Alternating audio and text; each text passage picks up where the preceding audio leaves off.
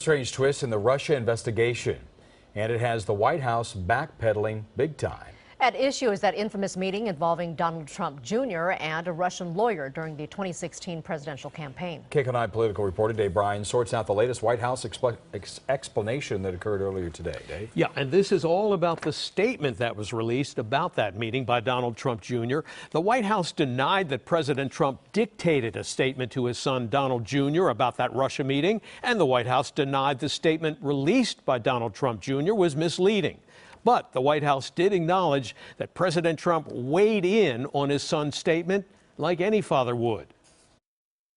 In a major reversal, the White House now acknowledges for the first time that President Trump did, in fact, help write a statement, which has been called misleading, about Donald Trump Jr.'s meeting last year with a Russian lawyer at Trump Tower, as first reported by the Washington Post. He certainly didn't dictate, but, like I said, he weighed in, offered suggestion like any father would do. But White House Press Secretary Sarah Huckabee Sanders also insists that the original statement from Donald Trump Jr. about that meeting, the statement President Trump weighed in on, was not misleading, even though it claimed the meeting was all about discussing child adoption policies, not about trashing Hillary Clinton to help Donald Trump win the election, which was later discovered in email exchanges about setting up the meeting. The statement that Don Jr. issued is true.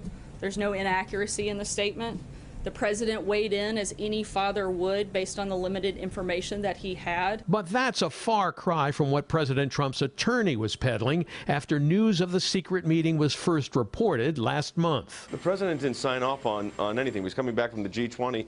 The statement that was released on Saturday was released by Donald Trump Jr., and I'm sure in consultation with his lawyers. The president wasn't involved in that. The president did not draft the response. I do want to be clear that the president was not involved in the drafting of the statement and did not issue the statement. This was Donald Trump Jr.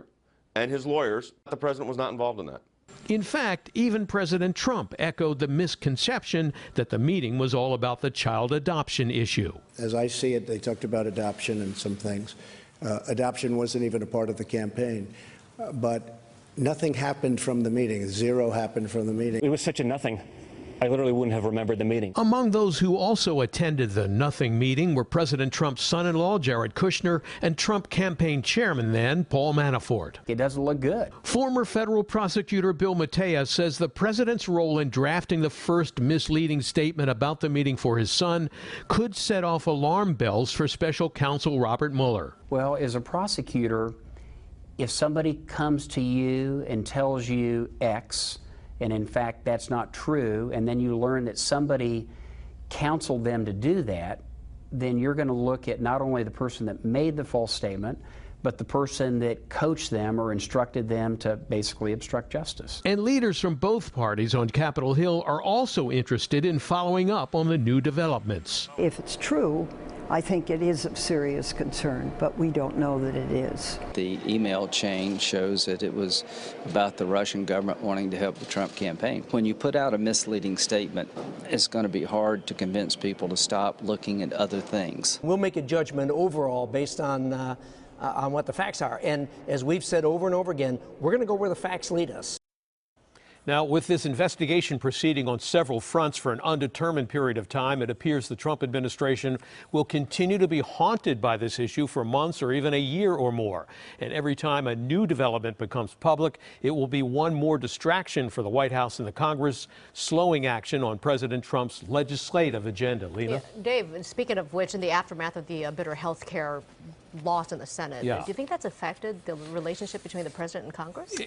It seems to have really had an impact. And just tonight, the Washington Post is reporting that the relationship has deteriorated so sharply in recent days that some Republicans are now openly defying the president's directives.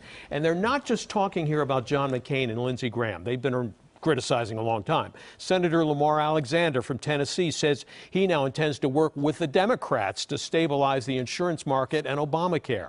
South Carolina Senator Tim Scott declared to the Senate, "We work for the American people, we don't work for the president." And today, Senator Jeff Flake has just released a new book. He's from Arizona, Republican. He's skewering President Trump and making the case that conservatives should not always play ball with the Trump White House. Jeff, Lena, back to you.